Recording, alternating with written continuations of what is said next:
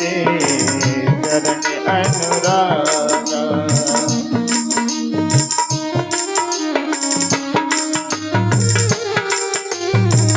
सब रघुवीर चरण अनुरागा।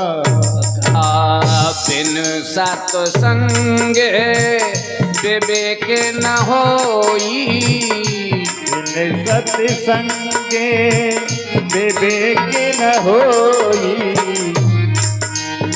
हो राम कृपा बिन सुलभ न सोई। राम कृपा बिन सुलभ न सोई। राम कृपा बिन सुलभ न सोई। यह है सज्जनों कथा का शीर्षक। यह है मानव जीवन की व्यथा और कथा। मानव जीवन मिला है तो हम इस जीवन को समझने में लगे और समझते समझते चली गई। अब हमने वैदिक रीतियां और जो कुल रीति के बारे में बात आई है, तो वैदिक रीतियां वेद के मतानुकूल होती हैं और कुल रीतियां, कुछ रीतियां तो लोग पद्धति से भी बाहर गए, पद्धति में नहीं है वो, जिनमें आता है कि जब किसी बालक का किसी के यहां जन्म होता है, जब जन्म होता है तो वो बालक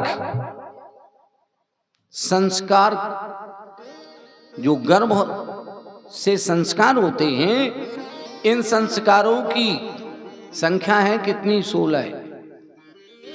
संस्कारों की संख्या 16 है। संस्कार 16 प्रकार के, दान 16 प्रकार के, स्त्रियों के श्रृंगार 16 प्रकार के, और भगवान का पूजन षोडशोपचार। ये हमारे विद्वान लोग जानते, ब्राह्मण। तो हम 4 को लेकर के चल रहे हैं, चारों हमारे पास हैं।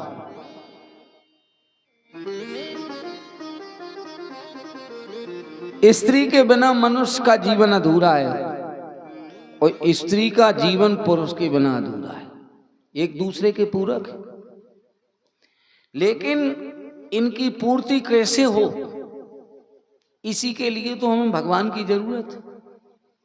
पर भगवान की जरूरत हम कितनी रख रहे हैं?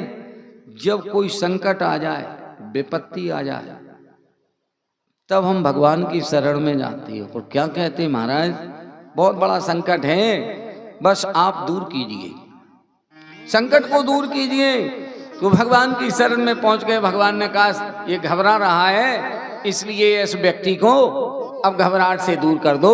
संकट छोटा कर दिया। क्या कर दिया? बोले महाराज हम कथा कराएंगे। कौन सी कथा? बोले जो भी हो जाए। तो आज हम भगवान की शरणागति में आकर के बड़ा आनंद ले रहे हैं, और यह आनंद हमारे जीवन के निमित्त, हमारे जीवन की सुरक्षा और हमारी व्यवस्था, ये सबको प्रदान करने वाला है।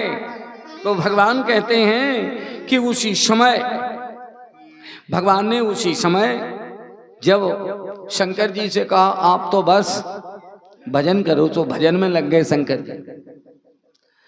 शंकर जी जब भजन में लग गए, मानव मात्र मनु के पुत्र हैं, तो उसी समय मनु शत्रुपा के 5 संतानें हुई, 2 पुत्र और 3 बेटियां। पुत्रों के नाम, पहले का नाम प्रियव्रत और दूसरे का नाम उत्तानपाद, और बेटियों का नाम